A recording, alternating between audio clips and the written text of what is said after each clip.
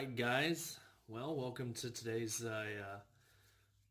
coin roll hunting. Okay, so I've actually already been through a lot of rolls today, but I figured that I would go ahead and just go ahead and record and show you guys my search. These are some Loomis rolled nickels, and at first there's nothing too, too oh my gosh about the rolls that I have.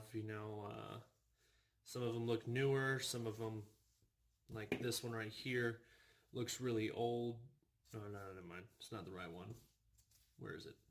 Where is it? Well, huh. Okay. Well, anywho, um, we're going to go ahead and get into this, okay? I'm going to go ahead and start opening them up. And if you're wondering why I'm wearing the blue gloves, well, it's because these coins, just like dollars, can be pretty dirty sometimes. And it's not that I'm a germaphobe or anything, but I at least want to try and, one, keep my hands clean, and two, if I come across a good coin, I don't want the oil from my hands to get all over the coin, since oil reacts with nickel and can over time actually cause it to change color. All right, and that's not what we want. So anyways, and so you might be asking me, what coins am I looking for in these nickels? Well, I'm honestly looking for errors more than anything. I'm looking for nickels that have been messed up by the mint somehow. I'm looking for your 1942 through 45 silver nickels, and just looking for some buffalo. Oh, look at that! Right off the bat, I got a buffalo nickel. That's nice. Let's see if I can see what. Make out anything else on it. 5 cents. Well, it's all right. It's definitely worth keeping. Um, if you guys can see, it's in pretty good condition, for being super old. These are really old, but these are always cool when you find them. So it's definitely worth keeping right there. So right off the bat, I got a buffalo nickel. Okay, alrighty. So let's go ahead and set that one off to the side. That's one. It's one that you found, and I've also noticed that when you tend to find one, they tend to come together in multiple different uh, rolls. So like if you get one roll that has a buffalo nickel, usually one of the other rolls has some type of coin that's the same. And actually, I was talking to someone that works at a bank, the bank that I go to. I go to a couple of different ones. They're 1967.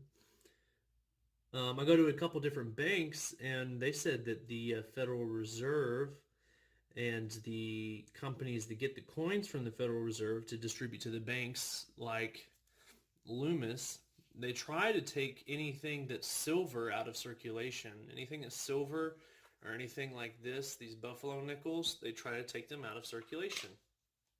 All right. Okay. And I just recently got into coin roll hunting, mainly because I actually looked into taking scrap silver and growing it back so I can melt it into bars using nitric acid and copper and stuff like that.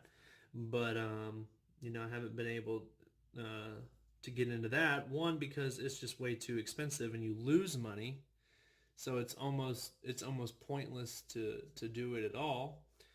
And two, just because it's extremely time consuming. But of course, see, this is a 2017 Philadelphia. It's full step. Because it's so new. It's nice. It's a nice coin. I wish that they would go and get old school for a little bit and make some silver coins again. That would be nice, wouldn't it? But typically, what I do is I like to get all the coins facing the same direction, all the nickels facing the same direction, so I can kind of immediately weed out the coins that I'm not even going to really be interested in. And I don't know, it just makes it flow a little bit better. But you know, if you want to get into this, you can do it whatever way you want to. And just like Bob Ross used to say, you know, you can make the rules or you can break them. Happy thoughts. Happy, happy thoughts. Oh, this one's kind of interesting. It's almost as if the stamp almost completely went off just a little bit off the side. I don't know if you can see it from there. It might just be because it's older. But right here you have this clear line from the press, but it just kind of fades off the edge.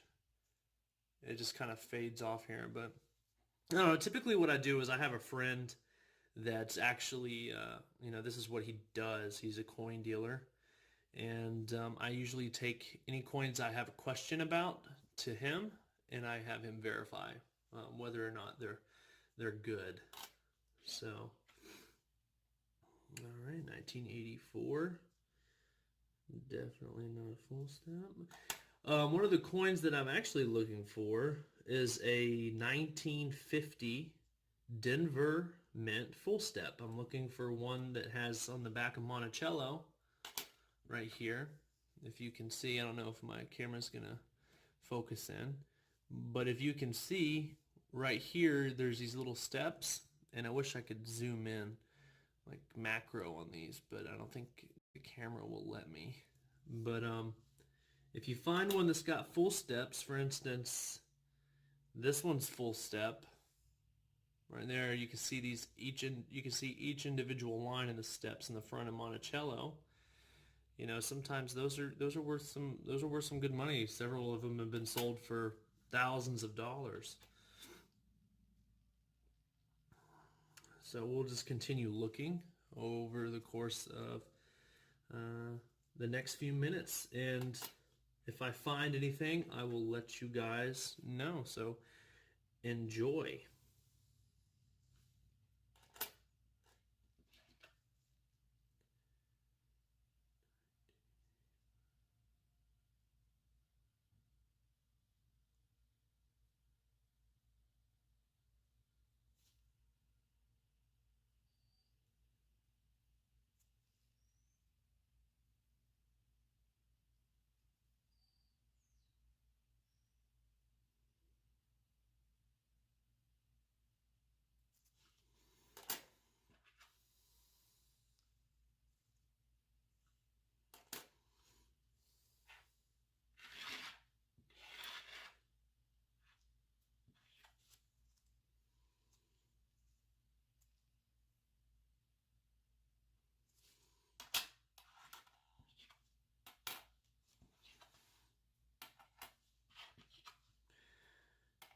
Just one thing that I'd like to point out about these, since I've gone into this, you know, this isn't really a way to like make money. I'm sure that you could make money by hunting these coin rolls and finding good coins and turning around and selling them.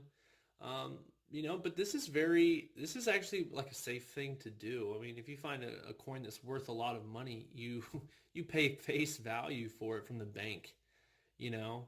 Um,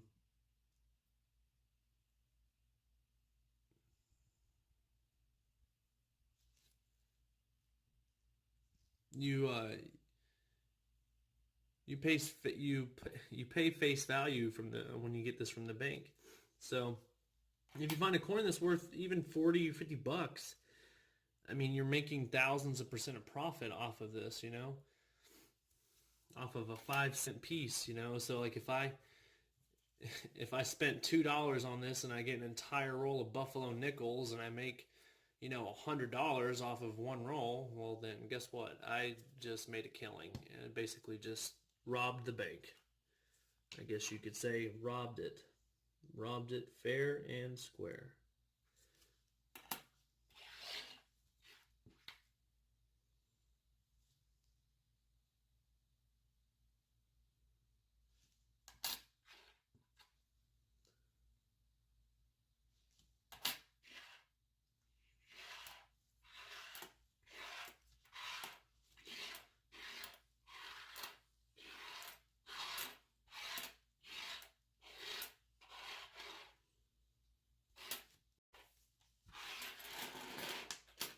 All right, so from that first roll, the only one we have is this Buffalo nickel, this Liberty Buffalo nickel, and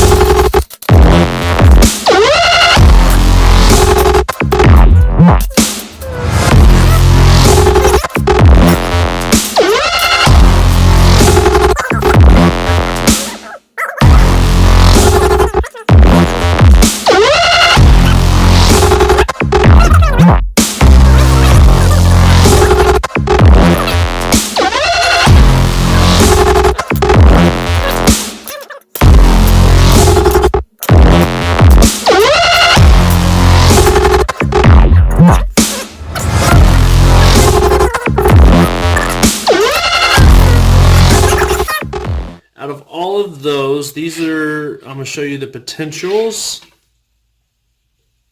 All right, so this one's for sure a keeper. The Buffalo Nickel's for sure a keeper. The 62 with the potential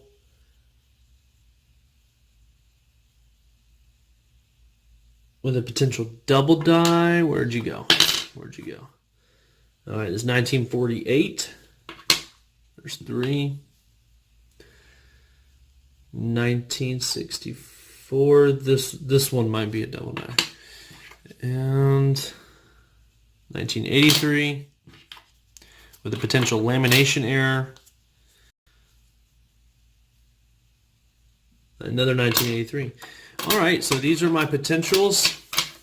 I have 5 potentials and 4 keepers for sure.